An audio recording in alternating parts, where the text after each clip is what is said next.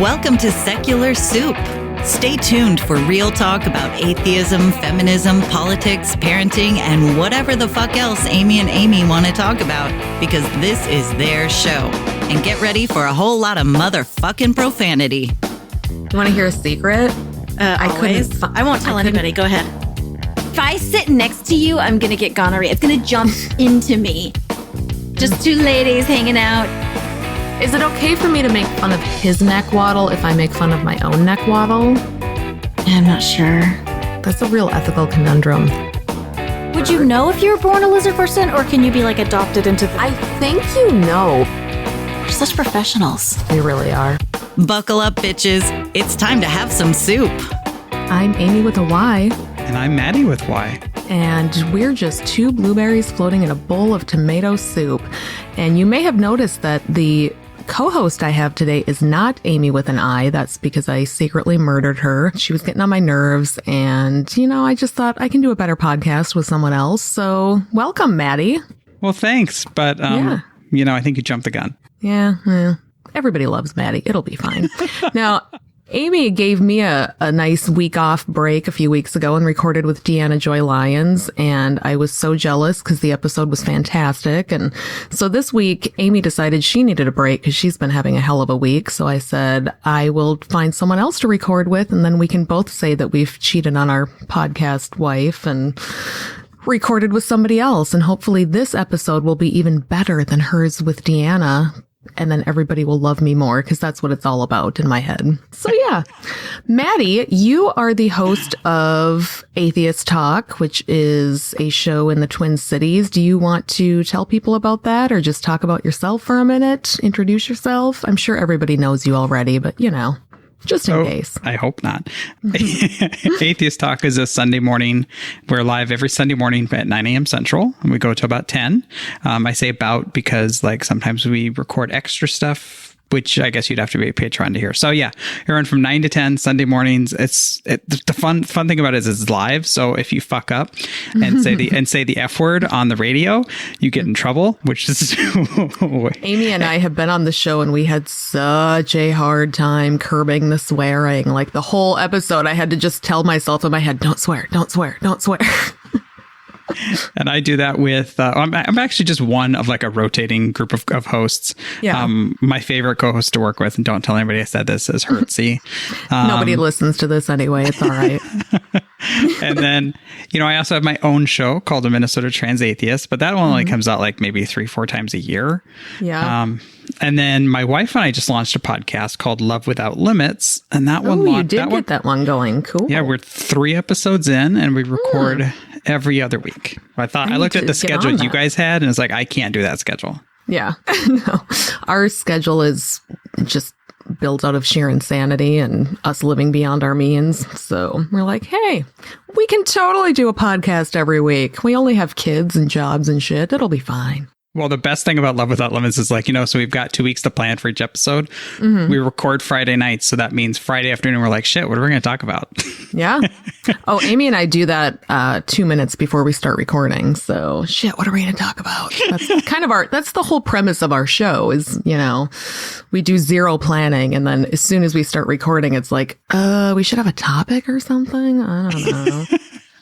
It's fun. We just wing it. I remember one of our new listeners had written something at one point about, I can't tell if they script that or not. And it's we so do the opposite of scripting. There is no scripting on this show.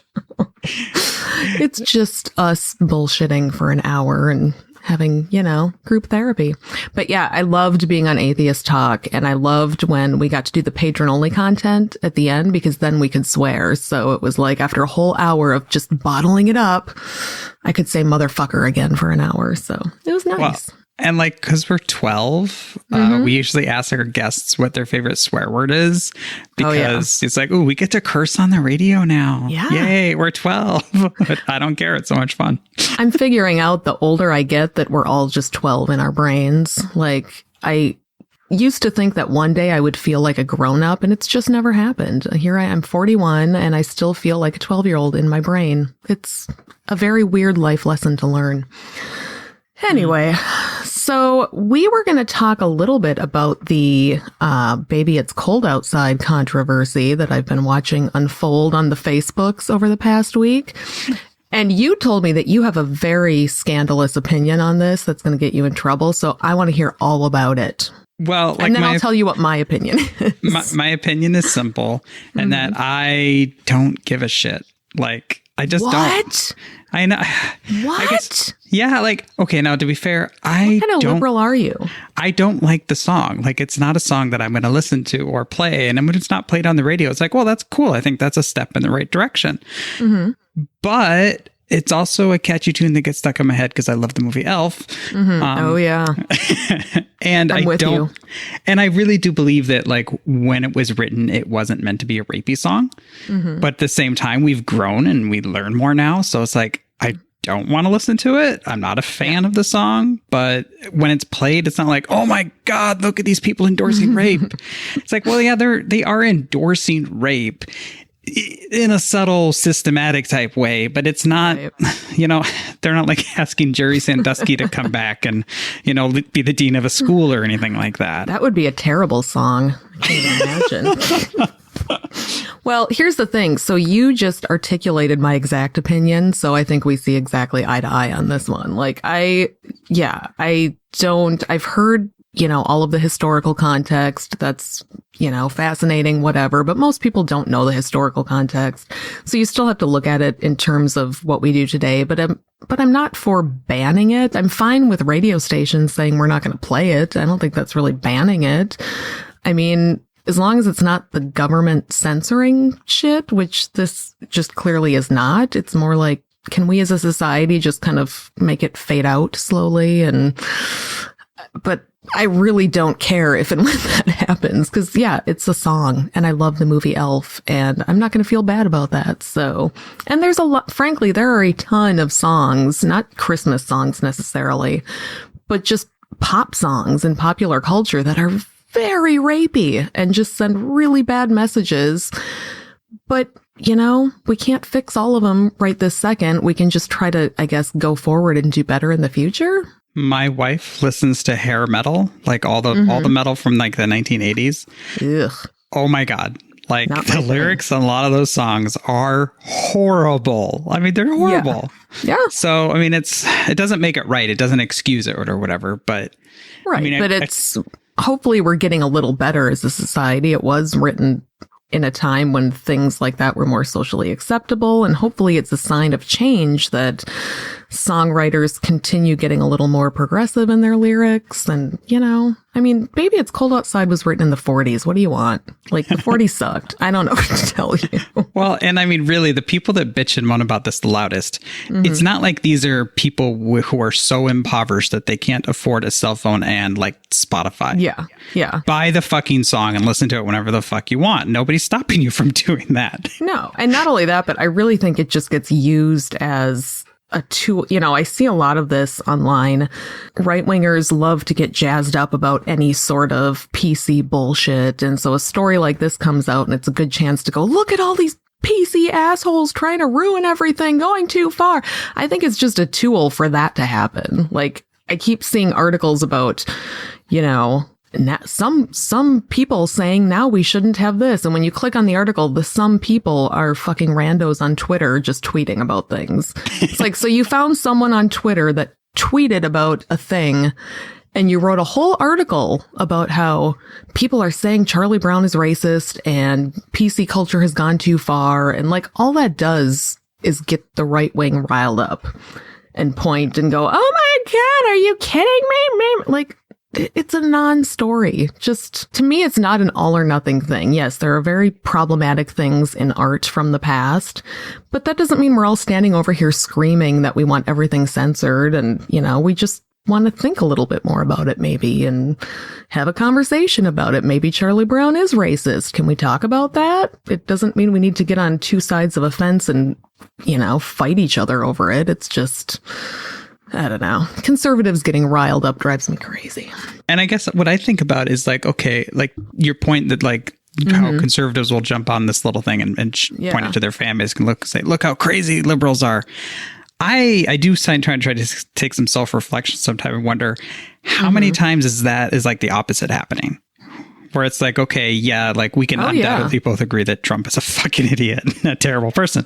But like some of the things that I see coming out of the right, it's like, is that really what all the conservatives are thinking? Or is that what I'm reading on Vice or whatever? I've been thinking a lot about that lately too. And over the past couple of years, like I will not repost or share anything from like Occupy Democrats or any of those clickbaity sites that are just the left's version of Fox News. You know, they're just memes that are just, I don't know, easy targets and stuff that's obvious. And yeah, they'll take like one person with a dumb sign and look, the right is all crazy. Look at this person with their sign. Well, that's one stupid person.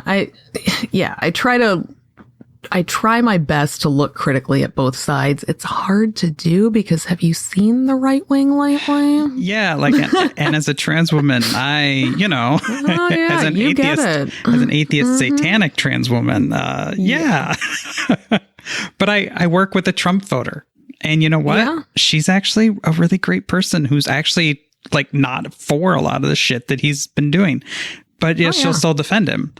And then I work with another Trump voter who is a bigoted piece of shit. So I don't know. Yeah, they run the gamut. I know people who voted for Trump, you know, in my own little community because they just honestly weren't incredibly informed about politics, and they bought into the whole we need something new and something's got to change. They couldn't really articulate what that was, but they voted for him. And then once they saw what he was doing, they were genuinely upset. Like, I didn't think he was going to try to kick everybody out of the country. That's terrible. Like, they just didn't, you know, they totally bought into the scam and now they feel bad about it. And, but yeah, there's also the people that are going to stand by him no matter what. I have an uncle like that, and it doesn't matter what Trump does or says.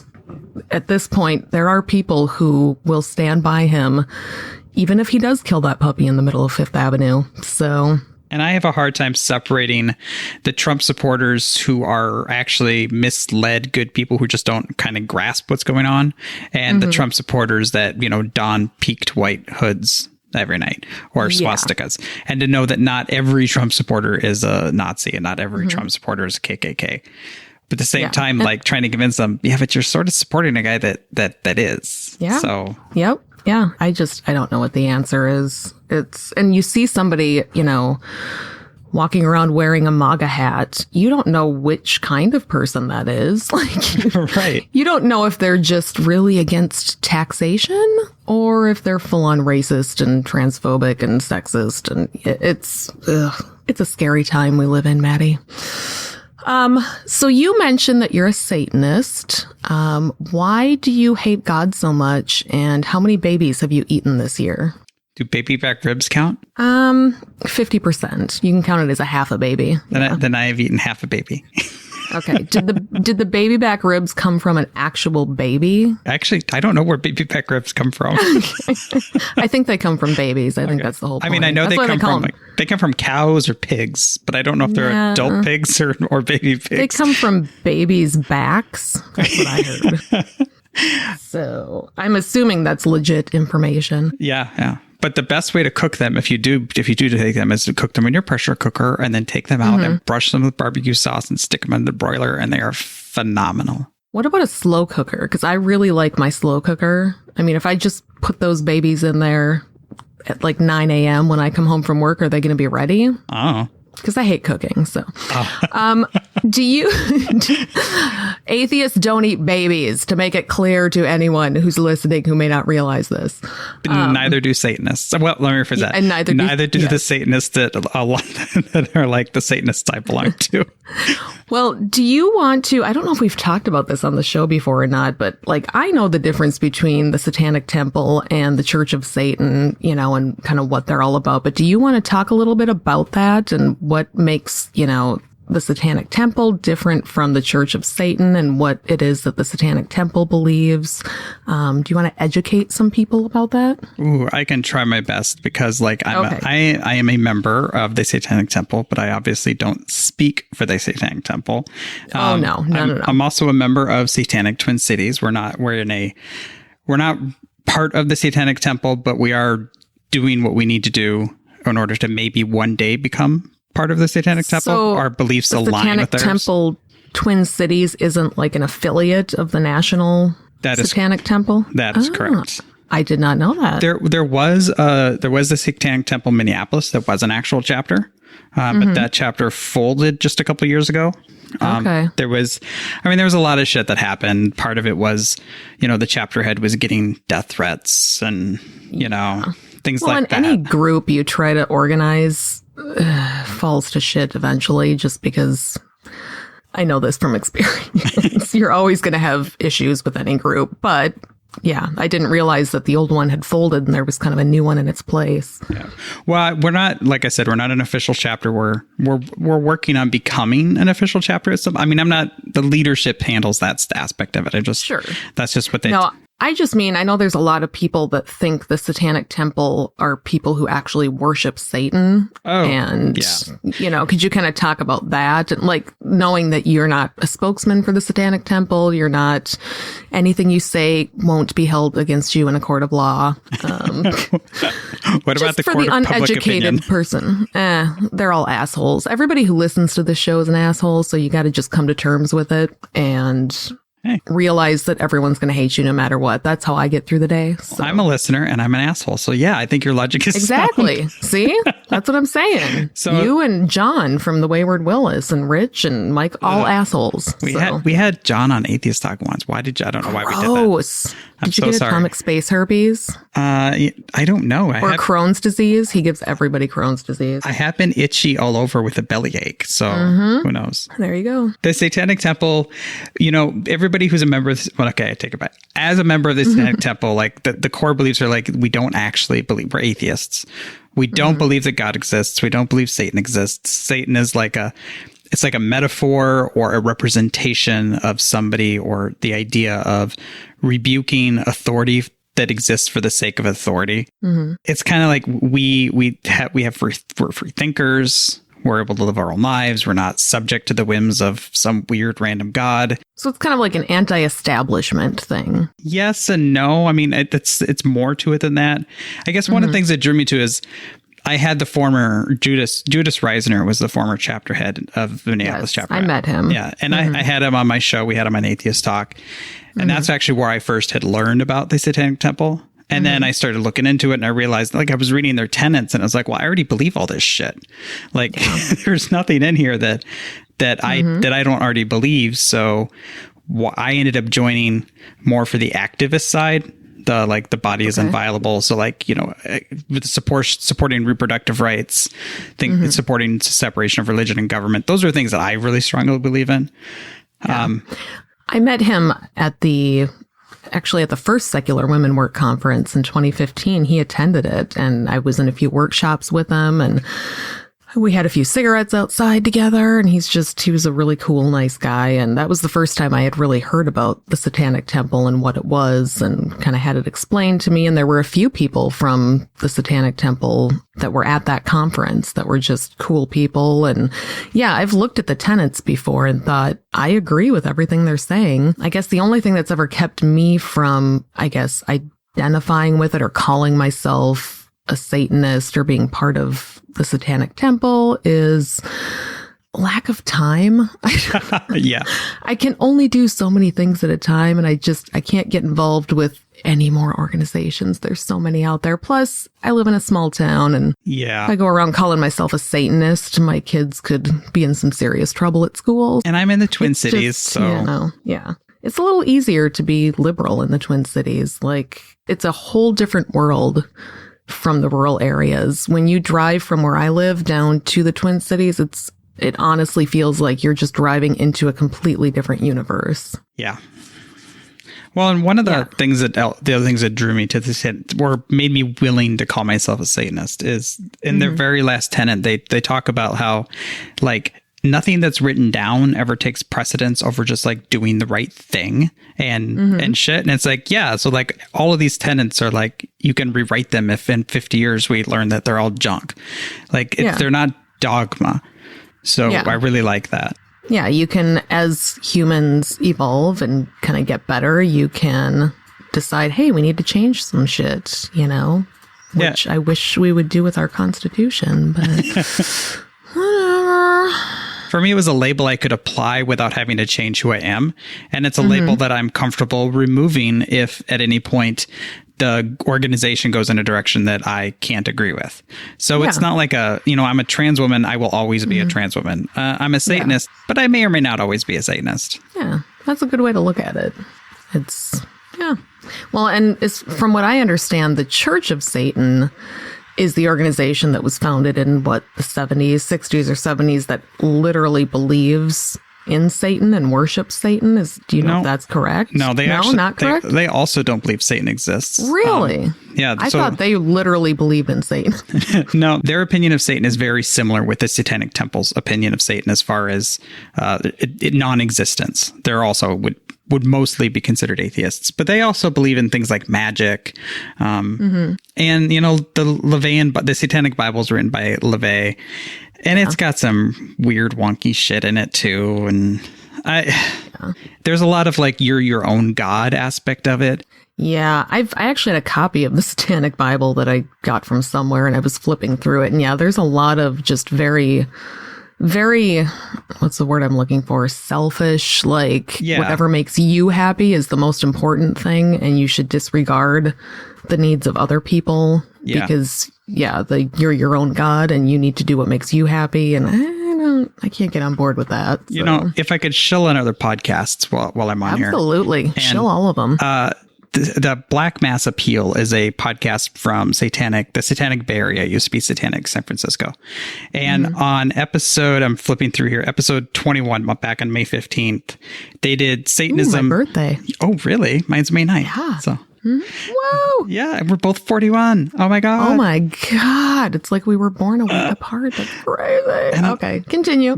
They did an episode talking about all the different kinds of Satanism that is out there. So not just the Temple of Satan or the Satanic Temple, not just the Church of Satan, but also some of the really weird, the LaVeyan ones, the Church of Set. And a lot of other just ones I'd never heard of. And then over on episode 24, they did Satanic Bible study. They broke down the Satanic Bible, which I thought was really cool too. Yeah. Well, you'll be pleased to know that when the Satanic Temple came out with their coloring book a few years back, I immediately printed out the PDF version for my children and gave them each a copy. I think that was actually when I met Judas from the Minneapolis chapter. He had, I was talking to him and we were talking about the coloring book thing because it was right around then that was kind of their thing. They were publishing this coloring book to hand out to kids at school where they were getting Bibles handed out. And so he sent me the PDF link and I'm like, hell yeah. Here you go, kids. Here's some color crayons. Use this coloring book. And we actually had Lucian Greaves, one of the co-founders of the Satanic Temple, over on Atheists Talk. I heard. Yeah, that was a really fun episode, especially being somebody who's a member, like to have the co-founder, the spokesperson on. It was like, oh, this is pretty fun. But it was weird because like it wasn't like having, like, he would probably be the equivalent to the Pope in the Catholic Church, but he's not like.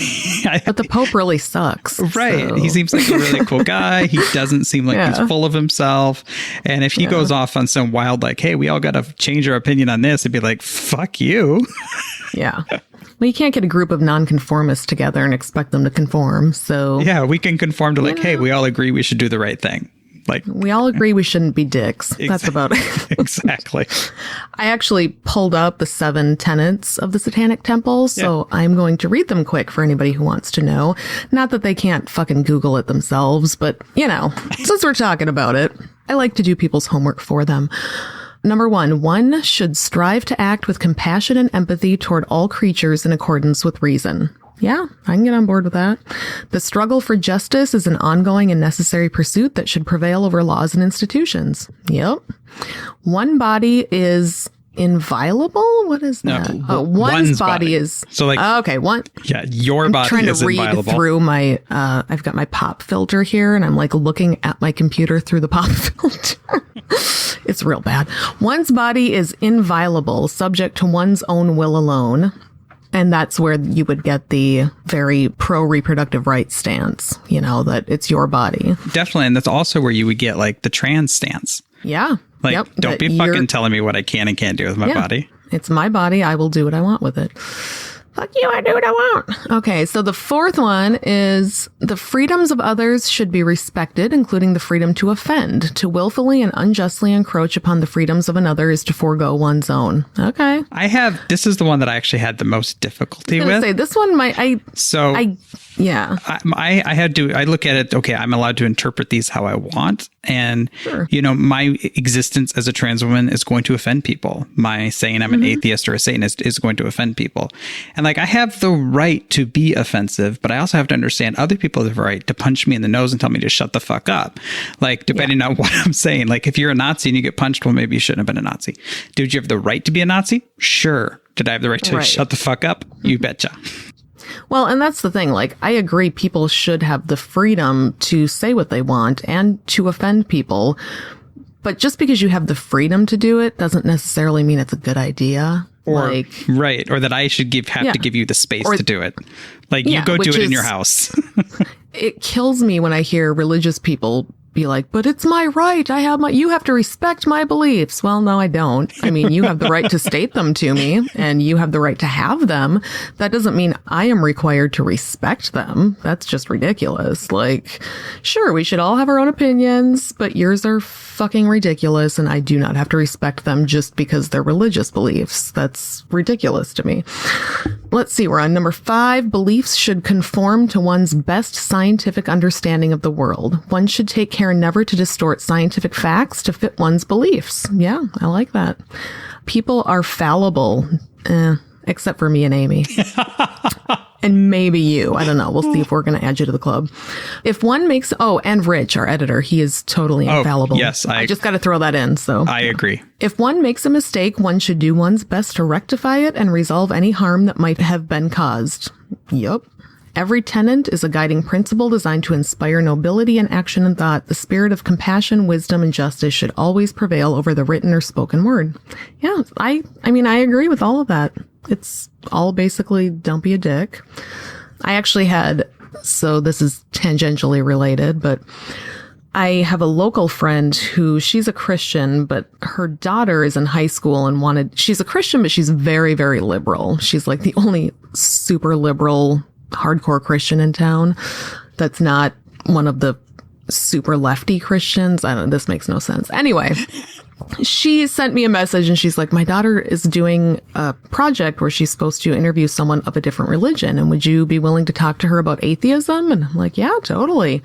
So she sent me an email list of questions and it was actually a great list of questions. It was, what makes you, why are you an atheist? How would you describe the general beliefs of atheism, just all that kind of stuff. What brought you to it? How were you raised? And was there any literature or person or movement in history that influenced your thinking? And I restated in a different way this whole belief should conform to one's best scientific understanding of the world. I basically, when I was writing back to her, said, I try to only believe things that I know to be true. And the only way to know if something's true is if we can scientifically evaluate it. And it's okay to say, I don't know sometimes. Sometimes we just don't know what the answer is. And that's okay. You can say, I'm not sure. Here's my best educated guess based on science. And work to try to find the answer. But I was secretly, as I'm writing all these answers back, going, I'm going to turn this girl into an atheist. She's going to be an atheist. I got to get the magic words in here that'll spark her little imagination to go, ooh, yeah. I recommended Julia Sweeney's Letting Go of God because she had asked if there was any piece of art or literature. And I'm like, you should really check out Letting Go of God. It really explains atheism well and, kind of the mindset that got one person to atheism. And hopefully she'll watch that and I'll have turned someone to the dark side. I need to watch her read that at some point because, it is I know she's good. You've never seen it? No. Oh, Maddie, it's so good. I know. I had the DVD when I ran the local atheist group. It was in my little collection that people could rent out. And then when I just gave the group to somebody else, I gave them all my DVDs. But it is so good. I mean, it's entertaining and it's probably the gentlest, best like if somebody who's not an atheist wanted to know how does someone become an atheist or why do you believe it's the perfect thing to watch. It's not offensive. It's just her telling her story of starting out Catholic and kind of her whole progression to atheism. And I'm sure you can either watch or listen to it on YouTube. Yeah, I'm actually looking I'm looking at Amazon Prime and Netflix and all that stuff right now. I know they made an audiobook of it. Oh, I'll pick it up on Audible then. Probably, yeah. Yeah. It's more fun to watch it, to actually watch her facial expressions and everything, but you'd still get the gist of it just by listening to it.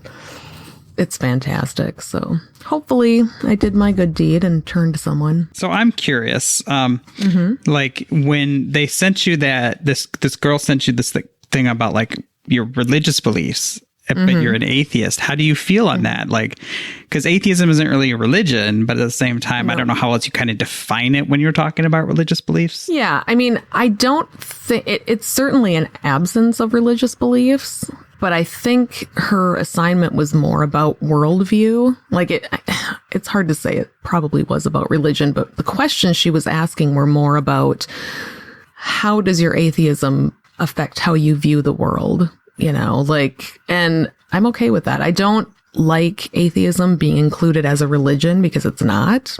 Like, to me, it's the absence of a religion. But I think you also can't get away from talking about the two in the same breath. Like, it has to do with religion, so I'm okay with it being included in discussions of religion, if that makes any sense. No, totally. That's actually one of the reasons I chose the label Satanist. I had looked at like considering like labeling myself a humanist or other things, but it's like atheism is what I don't believe. I don't believe God exists. And then the Satanic Temple lists tenets of the things that I do believe. Yeah, and I will label myself an atheist or a humanist or a secularist or a skeptic, although the term skeptic makes me feel dirtier and dirtier these days. Ditto. I don't know about you, but yeah. I mean, I am going to be at Minnesota Skeptics again because it's Minnesota Skeptics. It's a fantastic group, and I had all the shitty things I hear out, coming out of skeptic groups. It's like, wow, I'm really happy Minnesota Skeptics isn't doing that. That's because Minnesotans are so nice. We've all got that Minnesota nice thing, right? I've heard from previous people that used to be producers for Atheists Talk that were also part of Minnesota Skeptics in the past that it hasn't always been as good as it is. So yeah, what the hell is wrong with skeptics these days? There's a podcast I listen to called Read All Over, and it's a Handmaid's Tale podcast. And I love the hosts. They're hilarious. And they got to talking. It reminds me a lot of our show because they have a topic, but they stray off of it a lot and it's mostly joking. But one of them made the comment, they were talking about sexism and someone said, well, except for atheists. And the one is like, no, atheists can be total assholes when it comes to sexism too. And I'm like, yeah, they absolutely can. Atheists like to believe that we're over all this stuff, but there's so many assholes in the atheist community, especially the ones that just love to use the word skeptic. Yeah. I'm a skeptic. Well, I'm an atheist, so that means I'm smarter than you. No. Yeah. No, it doesn't. No. You got the easy question right. Good job. Yep. Yeah, but I'm a skeptic. So when women are saying that men did bad things to them, I'm skeptical. Like, good for you. Yeah. People like to use the word skeptic as almost a shield to protect them from having to, I don't know, take a stand on things sometimes. Yeah, like I don't want to like for me it's like, okay, so my sacred cow is being pilloried. My favorite hero is being shoved off their pillar, or at least right now wobbling. Well, like if it turns out that, say, I don't know, Neil deGrasse Tyson turns out to be a complete douchebag, well, I guess I find a new hero or stop making fucking heroes. Whatever. That whole thing is, and a lot of people have said it, that one hurts more than a lot of other ones have because we've all just loved Neil deGrasse Tyson so much. But I'm starting to wonder if it's even possible for men that become that beloved and famous, and it feels like it's almost inevitable for them at some point to just believe that they're above everybody else. They have rights no one else has. They're God's gift to everybody, and they're entitled to make advances at people. I don't understand. Does power inevitably corrupt? It makes me so sad. I love Neil deGrasse Tyson. I agree. And I'll still watch Cosmos that he did. And I'll still love Cosmos. But I'm not going to watch Cosmos 2 if there ever was one, if he was hosting it. Right. It doesn't change what I've already enjoyed and what I've already liked.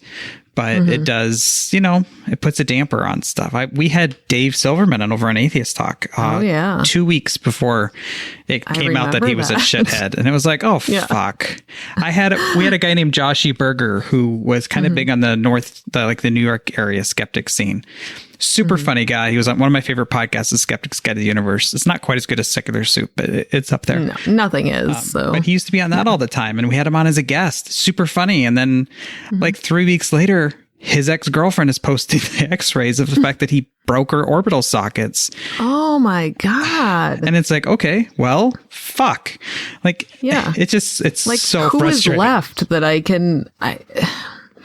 don't know. It's so. Over the past year or two, I've gotten to the point where, like, any men that are in the atheist movement, there are many of them that I like and I look up to, but I'm very cautious about every single one of them. Like, always in the back of my mind, I think, okay, I admire this person if and until something comes out about him, because it seems inevitable at this point. Yeah.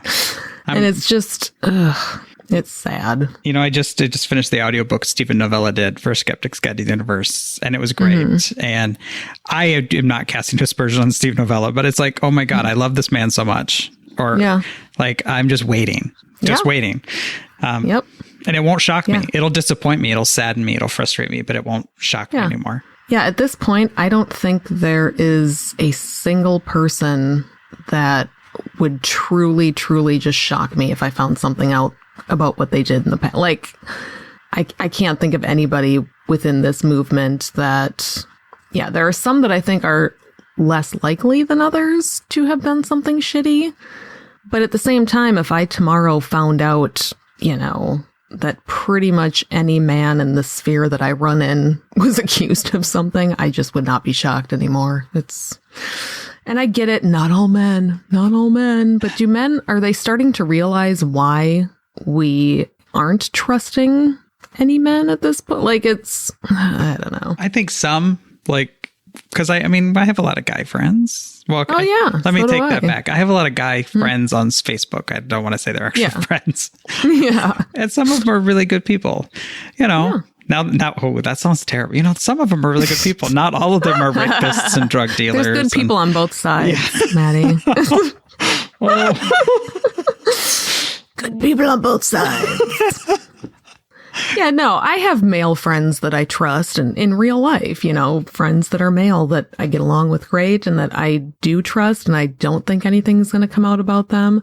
At the same time, if it were to happen, I don't think I'd be shocked at this point by anyone. It doesn't mean I don't trust any men ever, but, So, the thing with the newest batch that came, not batch, but like the Kevin Hart shit that had just come out.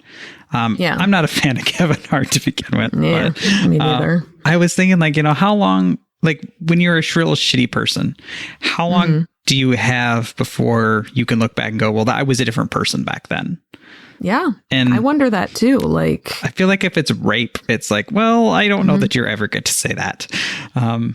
If you were a homophobe, I'm hoping that it's 10 years or so, because I'm looking back at some of the shit I posted on my previous, Facebook profile when I was a fundamentalist Christian. And I would talk, gay people are going to hell, things like that. Westboro Baptist Church is mostly right. Oh, yeah. So it's like, ouch. I look at myself in the mirror and go, I was a pretty shitty person, and I'm still an asshole, obviously. As you said, I'm a listener of your show. Obviously, yeah. But I also can, say with straight face, when I was pretending to be a guy, I never raped anybody. So, I don't know where that line is when we can say too. When I see the stories about, especially if it's like a tweet someone did or a post someone made and it was, 5 or 10 years ago, I don't think we should be crucifying those people for something they said years ago if they have changed, or if they're willing to say, yeah, that was a shitty thing I said. I shouldn't have said it. I don't think those people need to be in the doghouse forever, or that they need to lose their jobs, or, I mean, who hasn't said something shitty in the past? Like, I worry all the time because we record this podcast every week and we say shitty things every single week. Mm-hmm. And in a few years, someone could go back and, listen to some shitty thing I said and get up in arms and be like, she should lose her job and she made this horrible tweet. And Again, I think we need to just try to do better going forward. And if it wasn't that somebody committed a violent offense or was an actual sexual harasser, if it's just something they said, just something they tweeted, or just something they posted, I kind of think at a certain point, we just got to let that go. Like, yeah, are you maybe a different person? Have you changed? Are you sorry about what you said before? If you are, okay, great. Let's move past it. I don't think people need to suffer forever because they said some shitty thing. Because, yeah, you're right. We've all done it. But it's not a pass. I do feel like a lot of the guys that will bring that up are like, well, but like, what about? It's like, no, stop. When this is actually you and you're actually apologizing, you're willing to admit how shitty you were in the past, then you can bring this up. But yeah, and totally. Yeah. I think if you still are espousing those views and you're still writing that shit, then fuck you.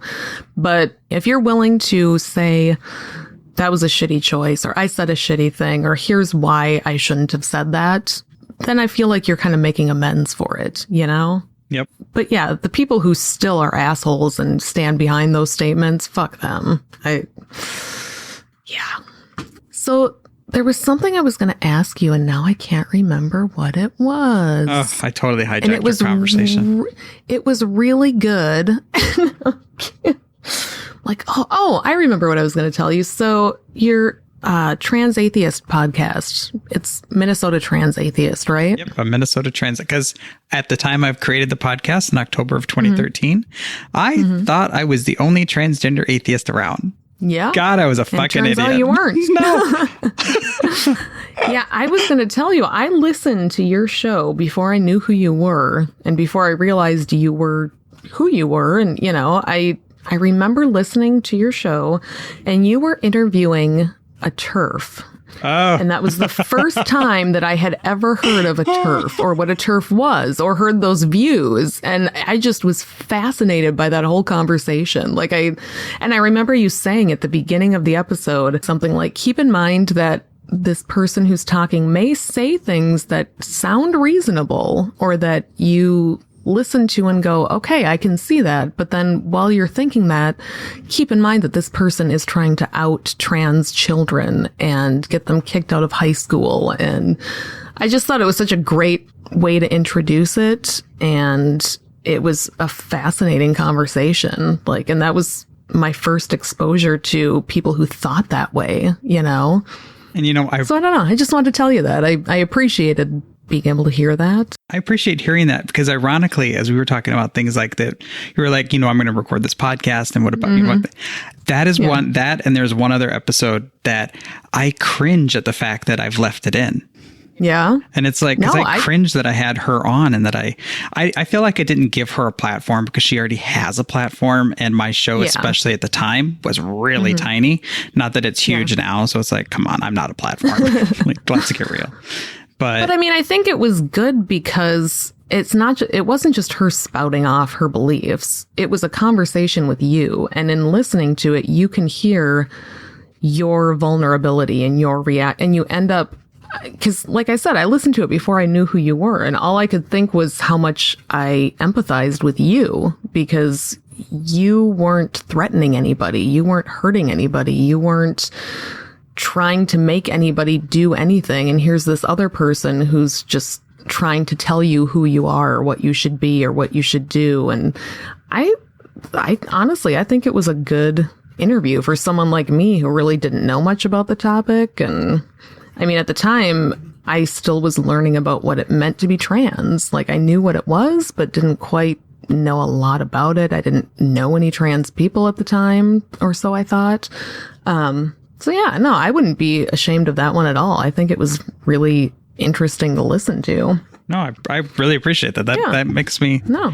It's nice to hear that. Yeah, like the way that you did the disclaimer at the beginning, too, really actually helped. Because there were some things she said that at the time, in my brain, I could go, okay, well, that point, I can get that point. That makes sense. But then I remembered like, oh, but she's a horrible, shitty person who's trying to do this to children. And so maybe I should take this with a grain of salt. And, and you could hear in your voice just how kind of hurt you were by a lot of the things she was saying. And yeah, it's a good episode. Leave it up. I like it. Well, I'd always left it up in the past just because it was a good way for me to show that I understand that there are people a lot smarter than me. And she is way smarter than I am. And yeah, I mean, she comes across as intelligent and... and she is. I mean, she was a very talented lawyer before she's... I don't know where she's at today because I don't pay attention. But I mean, before she got kicked out of a lot of the groups that she was in charge of, she was in charge of a lot of shit. I mean, as a lesbian woman, she was viewed as very progressive. And then as these views started coming forward, it was like, oh, you're actually a really shitty person. Mm-hmm. Yeah, like I said, someone like me who's considered myself a feminist for a long time, but had never really thought about how the issue of trans people fits into feminism or how, like, it just wasn't on my radar at the time. And I think the reason I listened to your show is I had heard about it, I'm sure through Minnesota Atheists or something. And I'm like, oh, it's someone in Minnesota. I want to hear about this. And yeah, it was really good. So yes, you had little people out in the world listening to you that would later become famous podcasters on Secular Soup. Well, to be honest, like I didn't, that truly, you just like fucking made my day. So yeah, well, good. I'm glad I did. Now you can go to work and be happy. I forgot I have to work. We were talking earlier about how our houses are both a fucking mess. And do you ever feel like you want to just get a giant dumpster and take everything in your house and just throw it away? Or am I the only one that feels like that? There are rooms in my house, yes. But not everything. Because like when I clean my house, it's like, I almost feel like sometimes I just don't have anywhere to put shit. Like my desk is trashed. I need to totally reorganize my desk. But oh yeah, my desk is garbage. Yeah. I think part of it is that since I do auctions and estate sales now, I have a front row seat to how much shit people can collect in their house over the course of their life.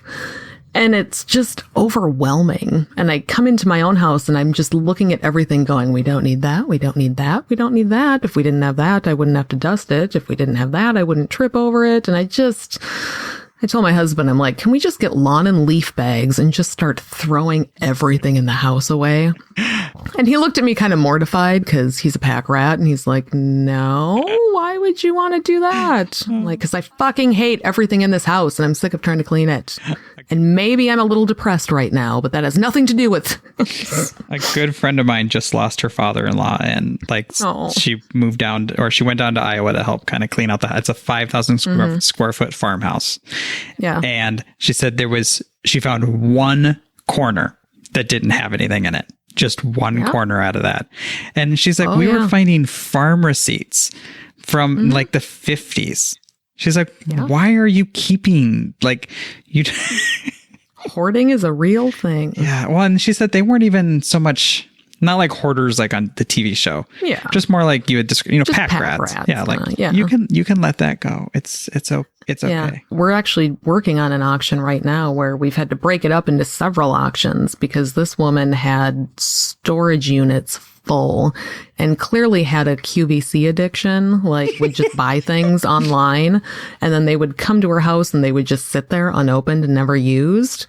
So from our end, it's like, it's a good auction. There's a lot of good stuff, but I feel bad because like this woman clearly had an illness and had a problem. Like this went beyond just having too much stuff. It was almost like she couldn't help herself from just buying all of the things and having them, but then not really using them. And so, yeah, we did an auction with just her storage unit stuff. And now this week we're starting on her house. And she must have been into every craft on the planet because she had just bins and bins full of yarn and, paints and craft supplies and... Oh. But yeah, I do stuff like that. And then I come home and I'm like, why do I have so much shit? This all needs to go. I can't take it. And especially when it's winter and my depression is kicking in and that the anxiety is riding along. And it's almost like seeing the clutter in the house clutters my brain. And I just want it all gone. So if somebody could burn down my house, that would be fantastic. If one of you out there feels like it, and I could get some insurance money. See, now you cross the line. Until you said the insurance money, you were actually legally within your rights. I was okay. Yeah, no. I think about living. No, I don't want I want to keep my house, just not the things that are in it. That's all. I'd like to almost have like a day where everyone I know can just come over and just take what they want. Just, here you go, free range. Take what you want. Take it home with you. That would be awesome. Yeah. I would love to have like a minimalist lifestyle. And then I look at all my shit and it's like each individual thing, well, I don't really want to get rid of that because I'm going to use it. Oh, I'm the same way. Like my brother became a minimalist and they got rid of all kinds of shit. And I like the idea of it because I like the idea of minimizing and having less stuff and less to deal with and less to clean. But then, I look at all my little cool things and I'm like, I gotta keep that. Well, I gotta keep that thing. Well, I might use that thing. So yeah, it's a problem. I'm also overly sentimental. So that makes it difficult. That's a bad combination. Like I'm fine with getting rid of stuff. Like once I realize, I'm never going to use this, or this is like a document from 4 years ago and it's past whatever I need to save it for, I'm fine with getting rid of that shit. Yeah. But like I have a little in my storage. I have these 2 little bins filled with things, and they're my little treasure boxes. I never open them. Yeah. I never look at them. But the idea of not possessing them just would like destroy me. Yeah, I've got like a couple of small like keepsake boxes, and when there's something really special, I'll throw it in there. And I do every couple of years go through it and just look at stuff and like, oh, I forgot about that. And so I do that, but I try to be really selective about what I hang on to. I used to be a lot more sentimental than I am now. But my younger son, that kid, he cried when I got a new car because he liked the old car and we went so many places in it. And there were so many memories from riding in that car. And he's like, can't we just keep it? We could just park it by the garage. You wouldn't even have to drive it. And I'm like, that's not how this works. It's got to go. And I feel his pain. I feel his pain. Yeah. He's just like, there's so many memories in the car. And I'm like, well, I'm sorry. We can always remember the car, but the car is gone now. And yeah, so I noticed the older he gets, the more he's like that. Like I'll have a thing and he'll be like, but memories, I remember using that when I was 5. And like, oh God, no. Anyway, well, it's been about an hour. Oh, wow. Yeah, this is the part of the show where we talk shit about all of our patrons. If you want to join in on that. Yeah. Talking shit about people is what this show is all about. It's our bread and butter. So, I'm going to just read the patrons, and if you want to jump in with some shit talk, you go right ahead. Okay, sounds good. So these are all of our patrons at patreon.com/secularsoup. If you would like to become one of them, go to that website and sign up. You can do it for as little as $1 a month. And with your $1 a month, you get all of our episodes early, which means whenever Rich gets them done. And I just release them. Sometimes it's a few days ahead of time. Sometimes it's 2 minutes ahead of time, but you'll get it a little bit early. And you get access to our Conspiracy Chowder episodes, and any kind of extra special recordings that we do.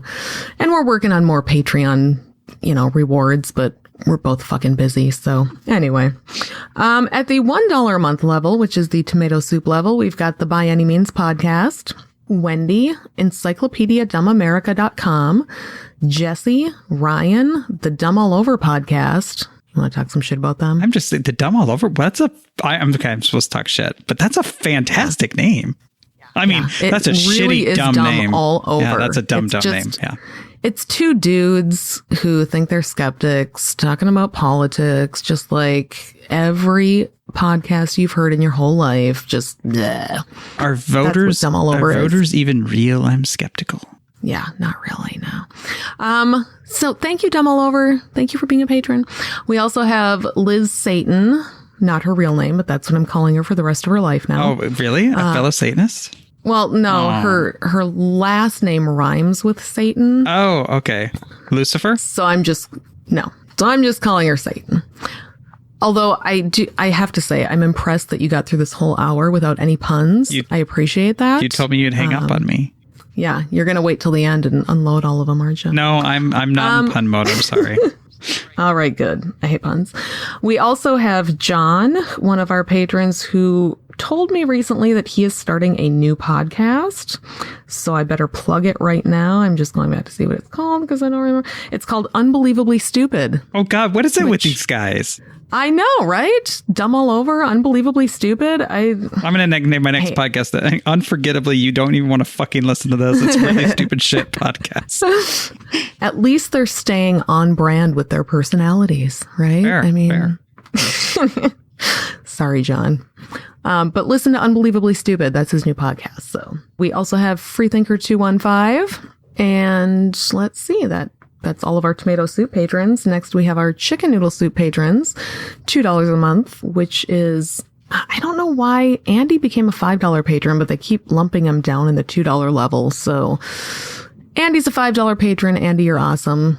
At the $2 level, we have Sarah and Sarah, the double Sarahs. We've got Farrelane, we've got Rebecca, we've got Kimberly, and we've got Mr. Nathan Dickey from the Leap of Doubt podcast. Damn it. I can't talk shit about Nathan Dickey. I love that man. He's too nice. I know. He's the one person I can't talk shit about. He's just, he's a sweetheart. And I honestly can't think of anything bad to say about him. So. Yeah, he's awesome. I know. He's just, everybody likes him. He's cool. He's smart. His episode, when he was an Atheist Talk, that episode is one of our most downloaded episodes. Really? Yeah, he's fucking awesome. Well, he's very interesting to talk to. I mean, yeah.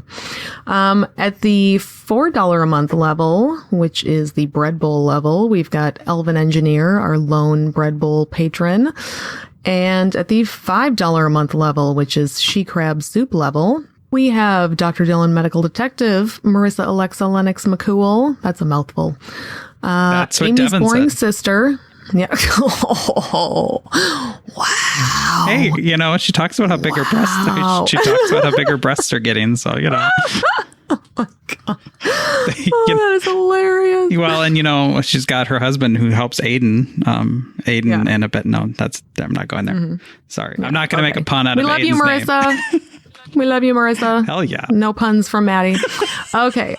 We've also got Amy's boring sister, as usual. Yesh, Jerry, and Alan. Thank you all so much for your $5 a month. At the $10 a month level, this is the Lobster Bisque level where you can get a personalized soup bowl. Maddy Love has a personalized soup bowl. It's probably fallen apart by now, but maybe you have one. So I have a less than personalized soup bowl because I was foolish and ran it to the dishwasher. I've learned some things since I made that one, and I should really make you a new one because now I've found a dishwasher safe coating that I can put on it. Or maybe I could have just fucking washed it by hand. Yeah, you know what? I don't blame you though. I don't wash a goddamn thing by hand. So if something's going to get ruined in the dishwasher, it's just going to get ruined because I don't care. I don't care enough. So anyway, $10 a month, Randall and our 7th favorite Rich. I'm going with 7th favorite this week, so that'll boost his mood a little bit. That's much better than 37th. So, Rich, you're our 7th favorite Rich. Randall, you are our 1st favorite Randall. So, and then we get to our premier $20 a month level, the blueberry dessert soup level. Still hanging out as our favorite patron is Ashley. Also someone I have nothing bad to say about because she is fantastic and I love her and she will always be our favorite no matter what. I can't stress that enough. But then we've also got at a cool $30 a month, which still blows my goddamn mind. Mr. Nathan, you are amazing. I don't know how you heard about us. I don't know who you are, but thank you so much for your $30 a month. You have no idea how just amazing that is. And then, yeah, right? $30 a month. I can't even, I don't know what we did to deserve it, but we'll take it because we have a lot of nail polish and lipstick to buy. So. And of course, we have our top patron, mind you, not our favorite, just our top patron, whose name now is apparently pledging prodigiously on Patreon as a playful podcast prank. otherwise known as the Wayward Willis podcast, at $30.02 a month because they're that petty. I just have to be in the lead. Yeah, that's the whole thing. They just want to be our top patron and know that we have to every single episode read that they are our top patron, which is why I specify not my favorite, because that's Ashley, just the top patron. Well, and now does the amount of money they pledge cover the cost of the medical care you need from the space herpes that they've given you? Not even a little bit. Yeah. No. I mean, the cream alone, insurance doesn't pay for that. And it's like $50 a month. So really, they need to up their pledge, is what I'm hearing, to even cover the costs of being associated with them.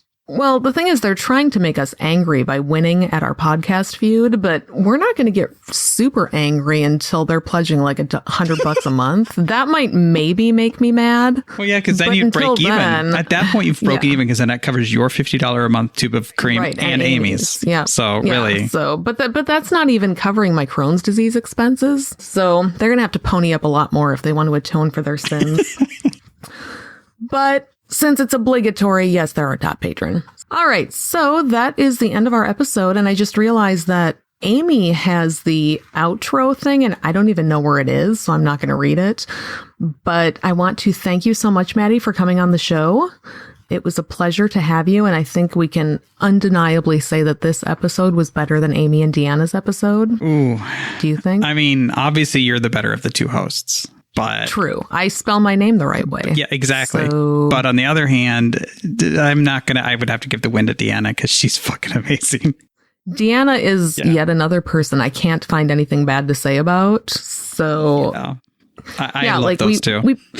We've been doing this podcast feud with Wayward Willis and Dumb All Over, and Marissa wanted to get in on the podcast feud, but I'm like, I can't say bad things about you. I just can't do it. It's too easy when it's dudes. Then they just walk right into everything. I can feud the hell out of them, but I can't feud with Marissa. I just can't. No. I like her too much. Ditto. It's just like I wouldn't be able to feud with you or Deanna, or I mean probably with Amy. I could feud with her, but I thought about having t-shirts made up that are like Team Amy and Team Amy, so you can pick which one you like the most, but I thought that might cause some friction, and we want to keep this shit show rolling for a long time, so. As a skeptic, I would, of course, have to go with Y. Yeah, because it's the only way to spell it that's normal, right, so. Right.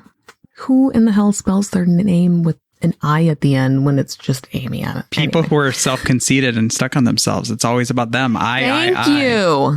Thank you. That's what I keep saying. All right. So anyway, Amy is not here to read the outro. So if you like what you hear and want to throw some more money at us, if you want to make us super mad and give us a lot of money, you can do that at patreon.com/secularsoup. Be sure to subscribe to our YouTube channel, because once we get to 100 subscribers, I can make a little thing that says like YouTube/Secular Soup or something. I don't know. But you have to have 100 subscribers for that. But if you go to YouTube, you can check out our live drunk cast and some of our other fun videos, along with a bunch of our guest appearances and my playlists that have funny shit and Broadway numbers that you must see on them. So check out YouTube. You can find us on all the social medias, and tell your friends. I cannot stress this enough. You need to tell your fucking friends, people. You have friends. Tell them about the show. How hard is that? It takes 2 seconds. Just tell them, because you're a shitty person, and that means your friends are shitty people, which means they're going to like the show. So tell your fucking friends before I have to come find you. Anyway, we'll leave you with the vocal stylings of one Mr. Eli Bosnick. Secular soup creed. Soup is the ultimate virtue. It's delicious, nutritious, patriarchy smashing, racism fighting, warm and fuzzy, human affirming, fun having, anti-theist, glitter throwing, tummy satisfying, pair of new shoes fulfilling, diversity seeking, happiness. Minestrone, beef and barley, chicken broth and split pea, gazpacho, tomato, clam chowder and potato, chicken noodle, beef noodle, egg drop and ramen cup, miso, gumbo, leek and pho. Grab a bowl and taste the magic. Slurp even this.